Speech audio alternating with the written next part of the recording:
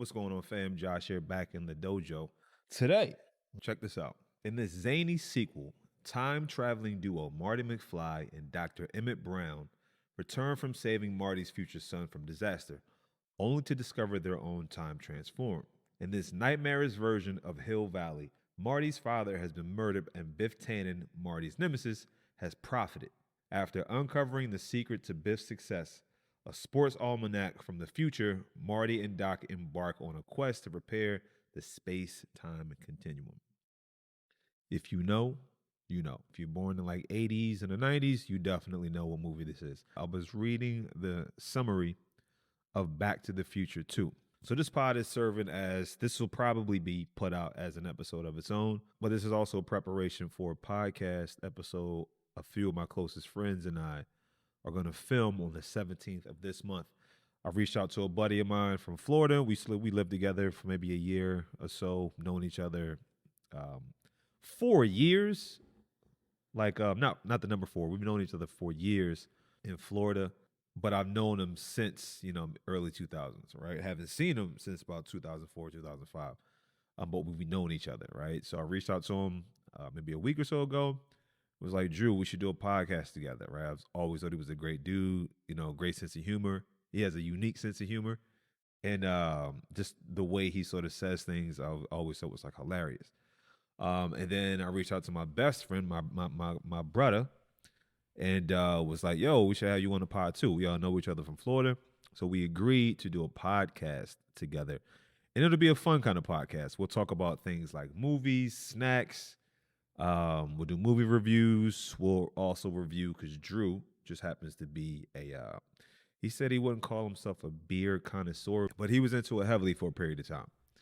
So I was like, since you have, more expertise in that, that could be something that you talk about. You break down, you can review certain flights or beers or pilsners or IPAs, whatever you want to do. I happen to have more expertise as far as film and cinematography, right? So I may be able to break down some of those concepts. And Shannon, he knows a lot of things too, right? So we'll find out what he could sort of specialize in, and I think the dynamic of the three of us should create a nice show. So we had a production meeting the other day, and I rattled off some topics that we should discuss, right? So here are the topics that the three of us will discuss. But I decided to do sort of like a dry run by myself so that we're more prepared for the 17th. Here are the segments of episode 1. We've got movie sequels that are arguably better than the first. So I'll unpack some of those today. We've got movie snacks will be segment 2. These are no particular order either. We created a segment called I Gotta Be Honest. And this is like a segment where we talk about movies that we've never watched or shows we never watched, right? Like Sopranos, never saw that. The Wire, never saw that. Godfather, never saw those. Scarface, barely saw that. So and I found out today, Shannon said he never saw Garbage Pail Kids, which I never knew. I just assumed he saw that joint because we know a lot of movies. But that'll be a fun segment. We also have a segment called, and these names will change, but The Last Director or Kings of, right? And this is where we'll talk about our favorite directors, why they are our favorite directors, and the Kings of portion. I just added that a few moments before I hit record, and that'll be like things that these directors do specifically, like that are unique to their style. Like Spike Lee has the people walking in the street but they're floating. Martin Scorsese has the nice continuous shots, right? So we'll talk about some of those. The next segment will be, can movies be scary anymore? Meaning, in this day and age where we're so desensitized to pretty much everything, almost everything, and we see things on a regular basis on our phones in real life, it's hard to, in my opinion, scare us with horror movies these days. But there are a few people who have made films that have, I wouldn't say scared us nowadays, but that can get the hair standing on the back of our neck, standing up on the back of our necks. You know what I mean? And they didn't do it through like jump scares or like the scary monster. There's like unique things and scenarios they create with these stories that can still get that job done, right? But I think it's hard to make a scary movie anymore. The next segment is, who is the real? It started with the real Willy Wonka, because we were talking about I think a couple weeks ago at school, the original Willy Wonka, and then I think the kids brought up Johnny Depp, and a couple of the kids were actually saying that Johnny Depp, for the most part, is the real Willy Wonka. That wasn't what they said word for word, but that was the gist of it. And another student of myself had to, heavily disagree. So we won't just limit it to Willy Wonka, but it'll be Willy Wonka, who's the real Batman, who's the real Joker, who's the real Catwoman, like stuff like that. People from different movies, who's the real Bond, right? Who have changed, over like the course of like their series of movies. Actors who can't miss will be another segment. These are like great actors who like pretty much everything that they're in. It's a hit, or I'm at least interested enough to go see it just based off the name. And then we'll go independent film surprises, meaning like a film you watched that you almost like you didn't plan on watching it, or for some reason it was on, or you decided to check it out and it was surprisingly great. And then another segment will be Easter eggs, and this is where we'll sort of look at movies and break down Easter eggs that we remember, right? Like, oh, if you look at the clothing in what's that movie, Quentin Tarantino's movie, the dual joint he did. Um, it was like the zombie joint, Death Proof, right? Death Proof, and I forget what the other one was called, but in Death Proof, the stunt double, one of the women who was in the car who beat up Kurt Russell, one of the women who was in the car is actually the stunt double for Uma Thurman in Kill Bill. Right? She actually played in this movie, and if I'm not mistaken, there was a part of the movie where she had on the yellow jumpsuit that Beatrice Kettles or Uma Thurman had on in Kill Bill, in the first Kill Bill, or it was like the same car. I forget which one it was, but it was like different Easter eggs I noticed throughout the movie. And if you're a Quentin Tarantino fan, you'll notice these Easter eggs, right? So that'll be a segment we also do, right? And then when we do rate movies, we're going to talk about.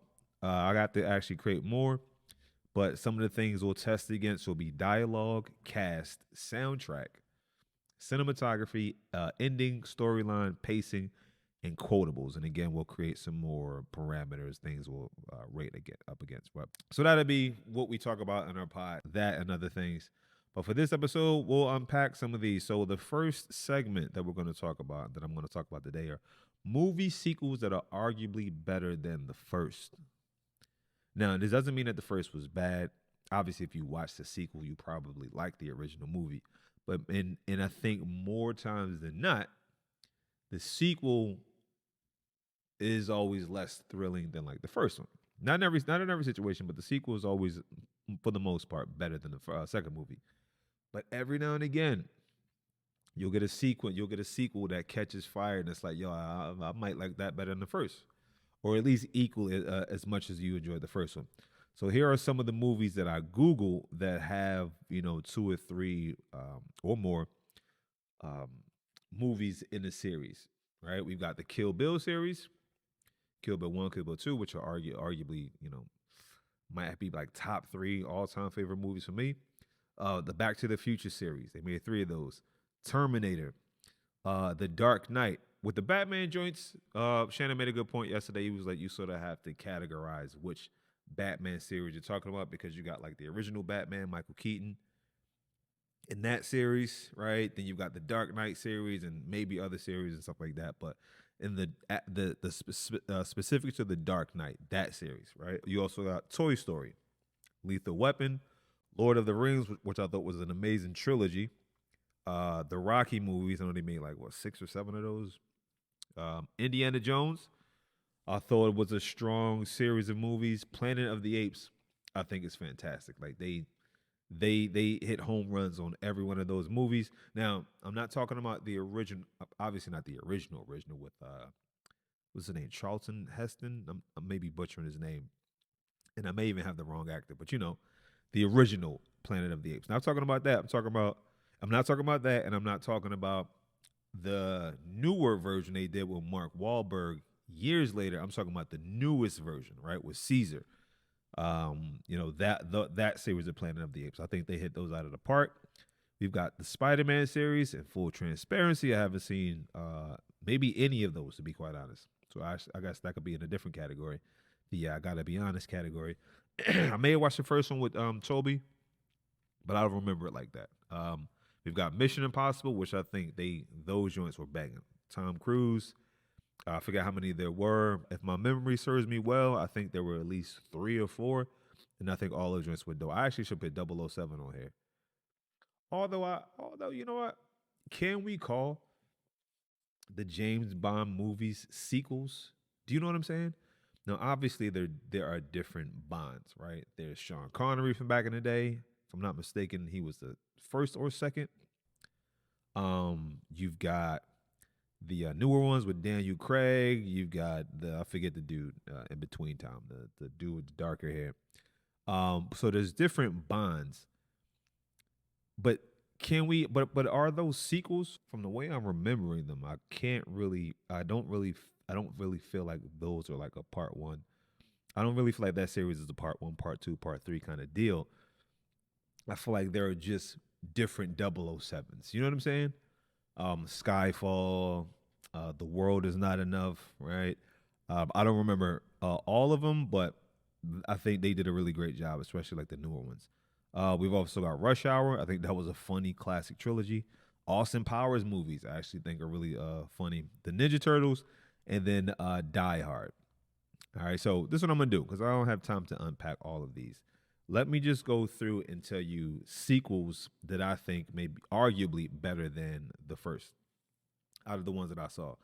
I think Back to the Future 2. Love the first Back to the Future, right? Great storyline, great cast. And again, we talking about the mid 80s, if I'm not mistaken. Back to the Future. Soundtrack was phenomenal, which I think is a huge part of film. The storyline, character development, I thought was great. And I mean, it's time travel. I mean, you can't really mess with time travel. But Marty McFly, great character. Doc Brown, classic character. Biff is a classic character.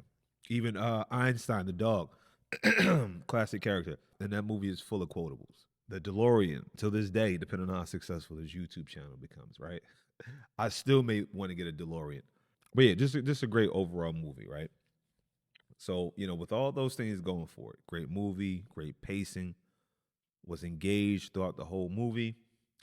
I feel like the second one was so groundbreaking for that period of time that like it didn't negate the first one, right? You need the first one to understand the second one, but the second one was just like, man, almost as if because I think with film, a lot of times with films, for the most part, they have an idea of how many films they'll have in the series, like whether it's going to be one film or they're going to do a trilogy, whatever. But the second one, man, those futuristic aspects of Back to the Future 2, to me, makes me confident in saying that the second Back to the Future is arguably better than the first, right? Obviously, the first one is very memorable. From the quotables, the characters, everything we just discussed. But the second one, man, I actually went home that night. I remember I went to watch it with my family and my cousin John. A movie touched you when you go home with some frustration, not in a negative way, but like, man, like I want I want it to be the future now. And if I'm not mistaken, I think they only went to 2015. That's what's funny about it because we're talking about the 80s. So they were sort of projecting that in 2015, this is what the world would look like. Um, but I remember going home like, man, it's so unfair that like I won't be able to see, stuff like that. From the hoverboard, groundbreaking. The hoverboard to me was just like a game changer. The first time I saw it, like I had so many jaw dropping moments just based off futuristic tech and toys and tools and stuff like that. The flying cars, groundbreaking. The hoverboard, groundbreaking. Marty McFly's jacket. One of the students and I were talking about that the other day. The jacket was fun, right? Because we were talking about we got a sneakerhead here. One of the students here is very much into sneakers, and if I'm not mistaken, we were talking about expensive shoes. I think she was going shoe shopping or something like that. So we got into this discussion about not paying for or just not being into paying for expensive shoes, right, or jewelry or whatever we were talking about. Like just no matter how much money I got, I could never see myself paying like X amount of dollars for like a pair of shoes or jewelry. I think we were talking about jewelry or something first, and then we moved over to shoes. And we talked about the mags that they had in Back to the Future too, which I think was like maybe out of everything, and I'm probably wrong about this. Maybe out of everything, the thing that impacted me the most were probably those shoes. When he laced them up, right? No, he didn't even lace them up. They're self-lacing shoes. When he put his foot in the shoe, if you saw the movie, you know. And when the shoe did that, man, I was just like, yo, you know what I'm saying?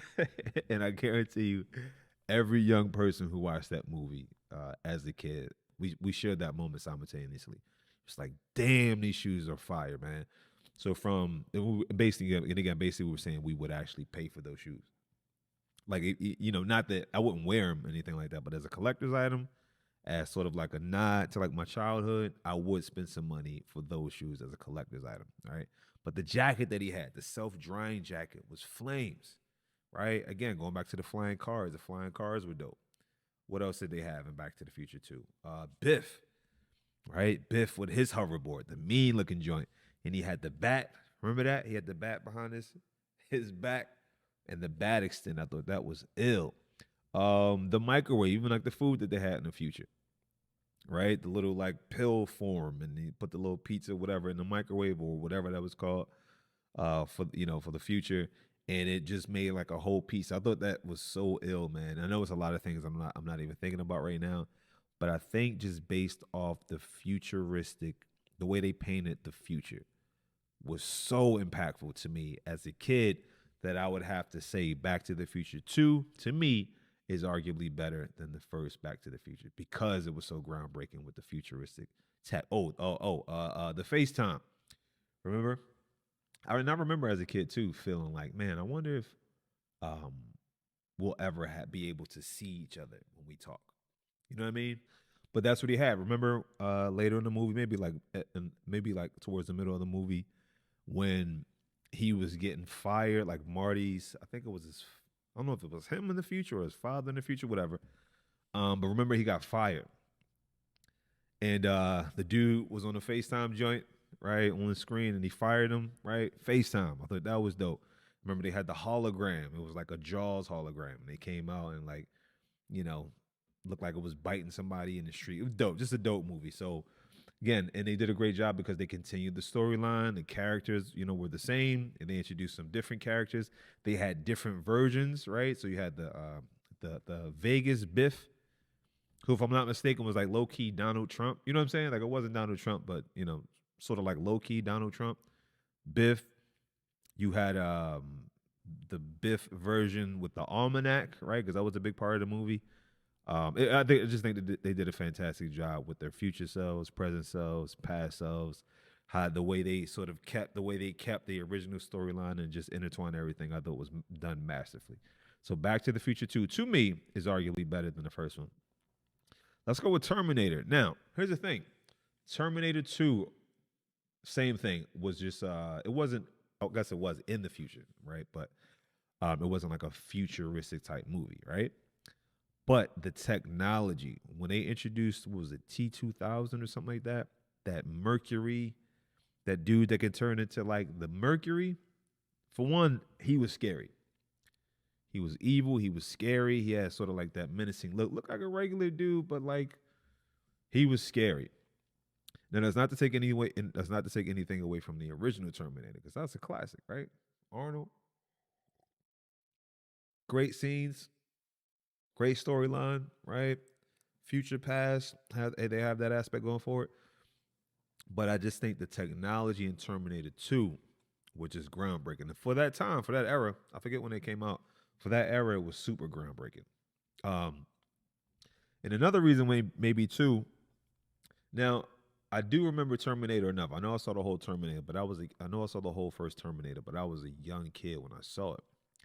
So by the time the second Terminator was released, I'm a little bit older, right? I have more context, right? More understanding of movies. So that could also play a part into why I feel like the second one is arguably better than the first. One, visually, and as far as technology, it was just there.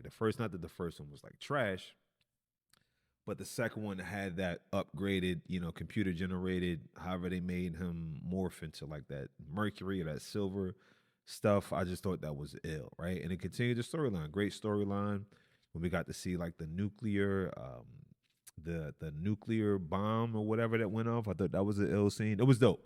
So they could, the storyline flowed seamlessly into the second one. But that tech I just thought was groundbreaking. I will say though that John Connor, I think that's his name, the kid in the second one, he got on my last nerves, man. He got on my last nerve. Cool, cool kid. We just trying to figure stuff out. But I wanted to give him a knuckle sandwich at least a few times in that movie, and I can't be the only one. I was just like, man, stop bitching, dog. You know what I mean? And it's been such a long time since I last watched that movie, so I don't even remember everything he was complaining about. But I do remember him being very whiny in that movie. The car chases were also classic in that movie, if I'm not mistaken. I think they were in L.A., right, and they were in sort of like, I don't know what you call that, but sort of like that underground, water channel, whatever you call that thing. When they were riding the motorcycles, other those scenes were ill. They had a few dope fight scenes and car chase scenes in that movie. So again, for those reasons are why I put say Terminator 2 is arguably better than the first. All right, let's do two more. Let's do two more. Um, Planet of the Apes, man. And again, not the newer one that's old that they did with Mark Wahlberg. I thought that was a decent movie.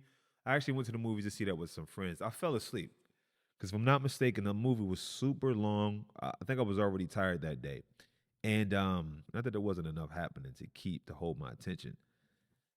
But I was just like, man, let's get to it, man. I don't remember everything exactly, but I know they were like locked up, and it was like the girl ape, and I think she had a thing for Mark Wahlberg. I forget, right?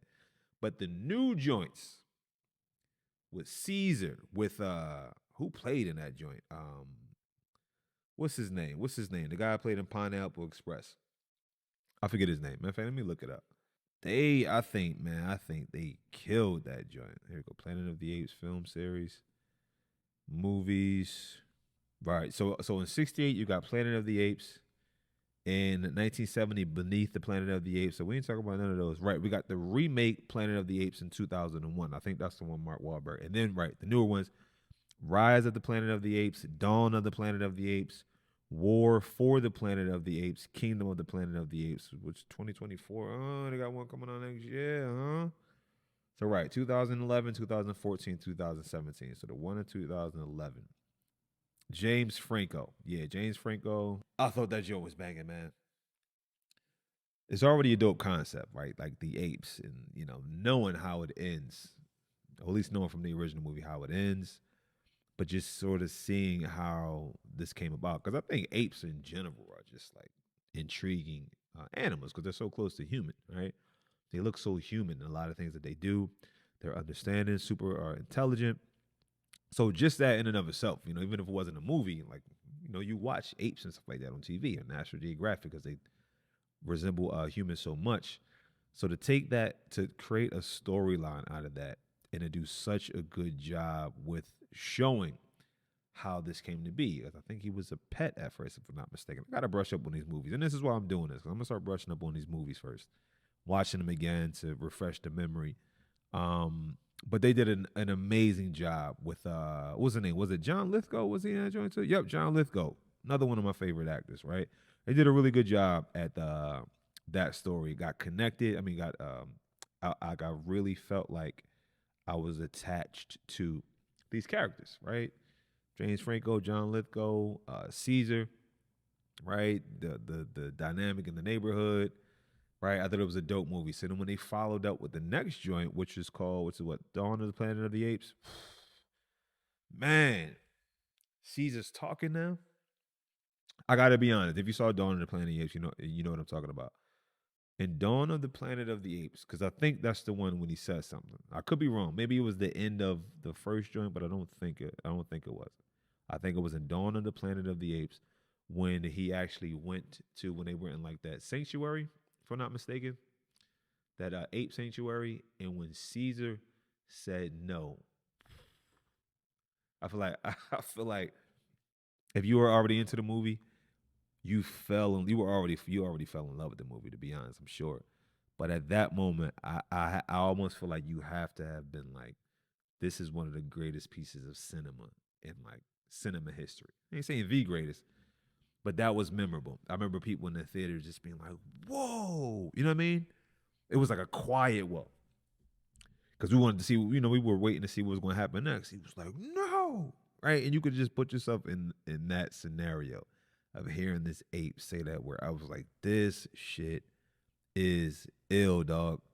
You know what I'm saying? And as a matter of fact, it wasn't ruined for me. It wasn't ruined for me, but I do remember there being a kid in the row ahead of me.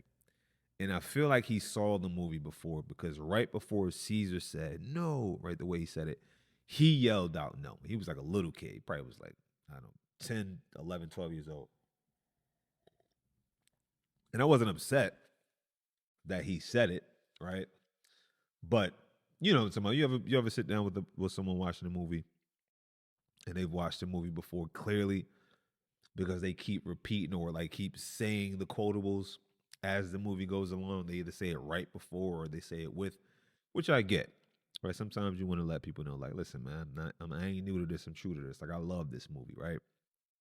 So I think it was one of those moments. He was like, no, like just said it like that, and then Caesar was like, no. I was like, you saw it before, huh? But great moment, great moment. So for those reasons, again, I think the first iteration of that series, the one in 2011, was amazing. But the follow up in 2014, I was like, damn, now they got the apes like going at war. They sort of like laid the storyline out perfectly in the one before it, and then the second one just like, all right, we get to see what's really happening with these apes. So I thought that was ill. Next, let's go into movie snacks. Now we all know movie snacks. Everything in general is becoming extremely expensive, right? But the movies, they always been expensive. Always been relatively expensive, man. And I haven't been to the movies in a long time, but like it's crazy expensive. So most of the time when I go to the theater, I'm balling on a budget, right? Meaning probably gonna grab a popcorn, some kind of candy, maybe, or I'm gonna get like some nachos or some pretzels and then a small drink. I always think the movie drinks are just OD. It's too much drink. I also hate when fast food chains like give you too much drink as well. Now some people want a bucket of soda, right? I never, for one, I don't really drink soda. Like rarely do I drink soda. So if I go to fast food, which I don't do that often at all, I don't want to take out a bucket of soda with me. Just give me a decently sized soda, like a medium drink, right? But um but every now and again, or I shouldn't say every now and again, but when I'm at the movies, there have been times when I'm at the movies when I'm like, I'm going all out, right? So the question I'm asking you is, what is your Apex movie snack pack?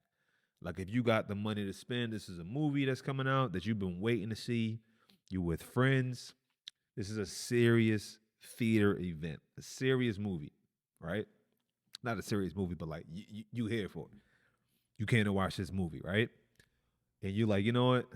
Money is no object today. I'm going all out on the snacks. I'm out here. I'm out here. And maybe it's like a long movie too, so you gotta like, pack for the trip. What is your Apex snack pack? What does that look like? For me, if I'm not balling on a budget, I'm finna get a medium popcorn, right? I could get a large. I guess I could down a large, but I feel like even a large popcorn is just like a lot of popcorn, right? Like a lot. All right. So even if I am balling on a budget, I still don't know if I want a big old bucket of popcorn. I think the medium is like large enough, right?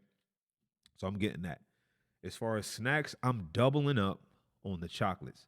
So when I'm not balling on a budget, most times I'm just gonna get a popcorn, right? I'm not gonna get a popcorn and some snack. I mean, and some chocolate and some like nachos or pretzels, right? And the drink. I'm not doing all that regularly.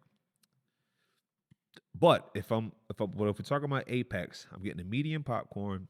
I'm doubling up on the chocolates, right? And for the most part, the chocolates at the movie for me is always going to be Goobers or Raisinets, classic candies. We had a meeting about candies, like not a meet, but we did a little mini unofficial pod maybe a few weeks ago, talking about like the top snacks, the Mount Rushmore of like chocolates and stuff like that. And at the movies, it's always Goobers or Raisinets. Great candies. Right.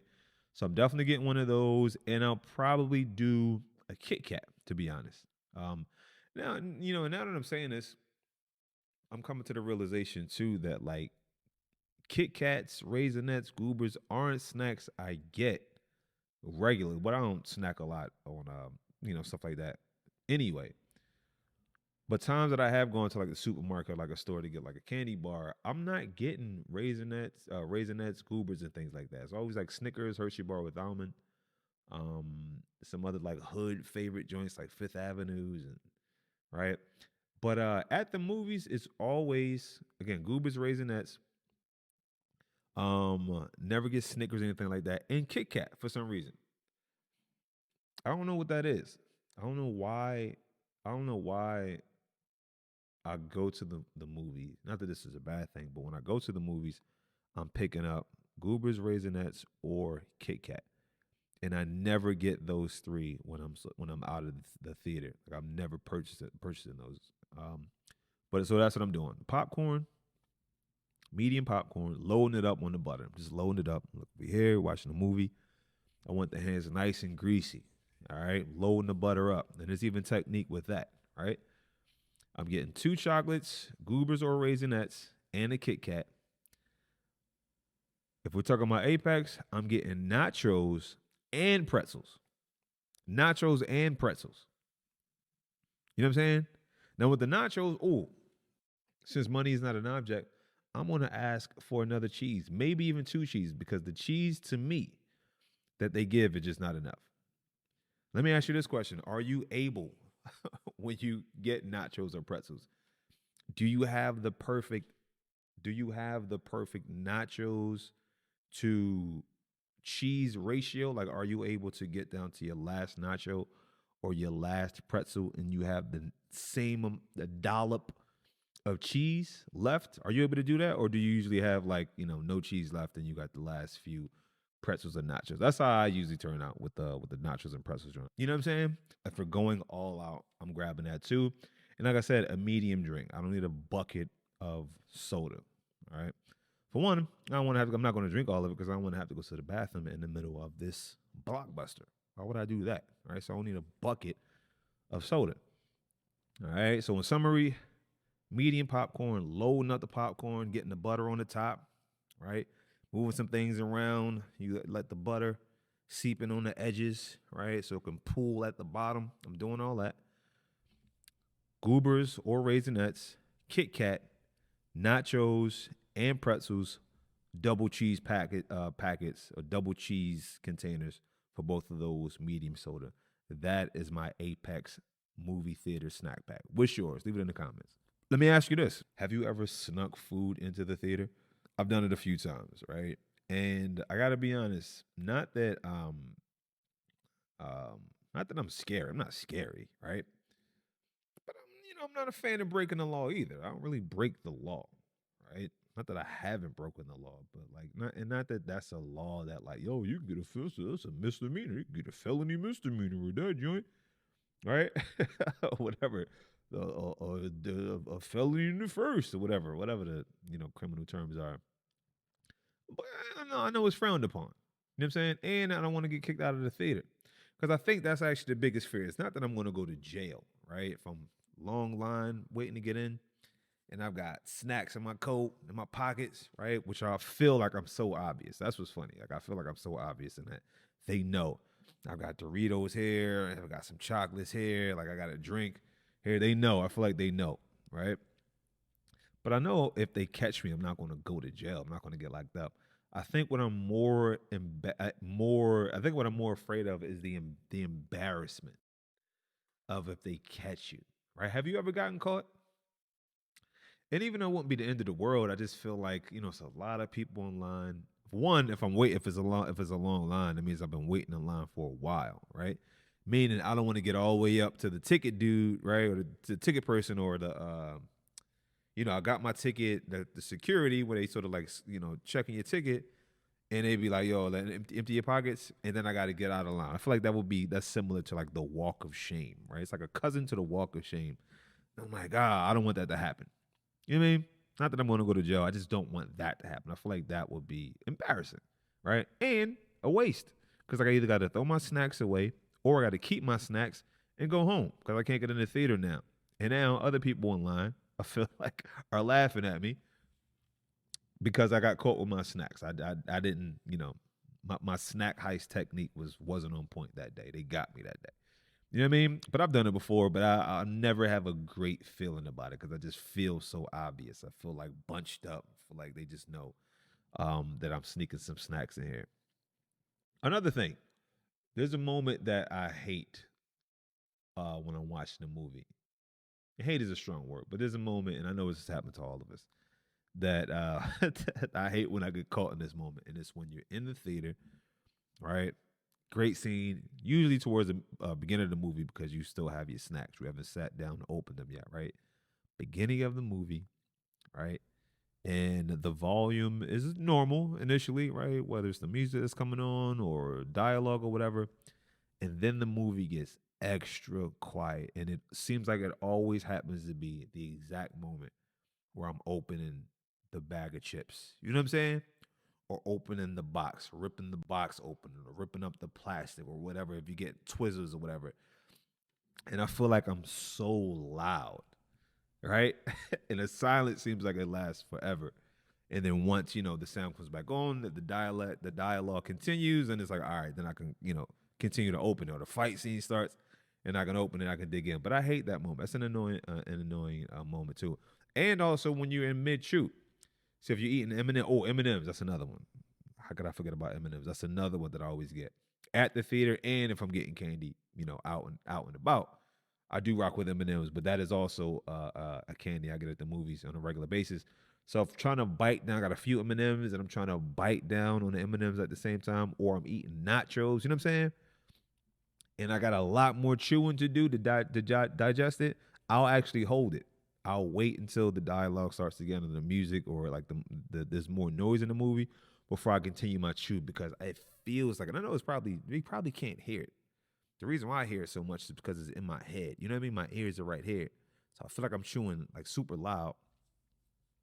But even that, I'll wait until the movie continues, right? There's more noise before I continue my chew.